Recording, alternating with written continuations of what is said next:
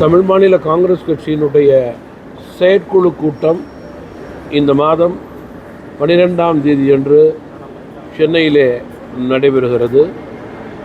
கூட்டத்தில் இயக்கத்தினுடைய மூத்த தலைவர்கள், மாவட்ட தலைவர்கள், மாநில நிர்வாகிகள், செயற்குழு உறுப்பினர்கள் எல்லாம் கலந்து கொண்டு வருகின்ற நாடாளுமன்ற தேர்தல் குறித்து இயக்கத்தினுடைய பணிகள், தேர்தல் வியூகம், குறிப்பாக இயக்கத்தினுடைய கூட்டணிகள் குறித்து ஆலோசனை செய்யப்படும்.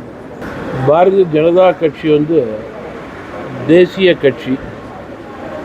அந்த கட்சியிலே கட்சி சம்பந்தமாக, தேர்தல் சம்பந்தமாக, கூட்டணி சம்பந்தமாக இந்தியா முழுவதும் பேசுவதற்கு மரியாதைக்குரிய அந்த கட்சியினுடைய பொறுப்பாளர்கள், மூத்த தலைவர்களெல்லாம் இருக்கிறார்கள்.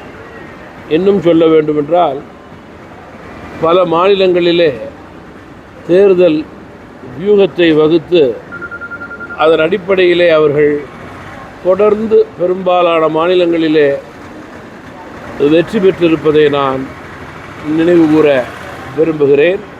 எனவே பாரதிய ஜனதா கட்சிக்கு தமிழகத்தில் மட்டுமல்ல, எந்த மாநிலத்திலும் அவர்களுக்கு கூட்டணிக்காக யாரும் பேசுவதற்கு தேவையில்லை, அவசியம் இல்லை என்பது என்னுடைய கருத்து.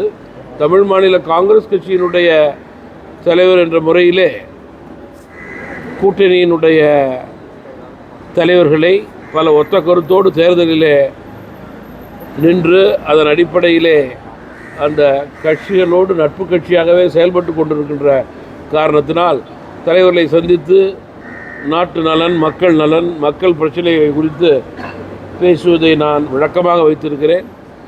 அது இன்னும் தொடர்கிறது. இன்றைக்கு இருக்கிற தமிழகத்தினுடைய சூழல், அதற்கு ஏற்றவாறு கட்சிகள், கூட்டணிகள் நடந்து கொண்டிருக்கிறது. அப்படி தானே? நாளைக்கு தேர்தல், கட்சிகள், கூட்டணிகள், புதிய கட்சி வருது இல்லையா? அதனால் அதெல்லாம் யாரும் கணிக்கக்கூடிய விஷயம் அல்ல. அரசியல்லையும் வாக்காளர்களை கணிக்க முடியுமா?